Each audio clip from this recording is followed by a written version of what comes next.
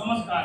ಗೌರವ ಉಂಟು? ಖಂಡಿತ ಉಂಟು. ಹಿರಿಯವನಾಗಿ ಹೇಳಿದ್ದೇನೆ. ಯಾಕೆಂದ್ರೆ ನಾವೇನಿದ್ರು ಅನುಸರಿಸುವುದು. ಹೌದಲ್ಲ? ನಿಮ್ಮದಾದಂತಹ ವ್ಯಕ್ತಿತ್ವ ಏನು ಘನ ವ್ಯಕ್ತಿತ್ವ ನಿಮ್ಮ. ಈ ವ್ಯಕ್ತಿತ್ವಕ್ಕೆ ನಾನು ತಲುಪಬೇಕು ಅಂತಾದ್ರೆ ನನ್ನದಾದಂತಹ ಸಾಧನೆ ಕೂಡ ಅಷ್ಟೇ ಉಂಟು. ಹೌದಪ್ಪ.